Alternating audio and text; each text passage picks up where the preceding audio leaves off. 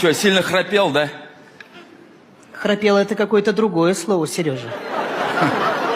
Ты издавал такой звук, как будто бы товарняк с металлической посудой мимо нашей спальни проезжает. Как будто бы лавина на духовой оркестр упала. Как будто бы медведь рычит и срет одновременно, Сережа. Я понял. В микрофон, Сережа. Я понял. Сереж, я высыпалась только когда ты спал в гостиной. А я у матери влюблено, Сережа.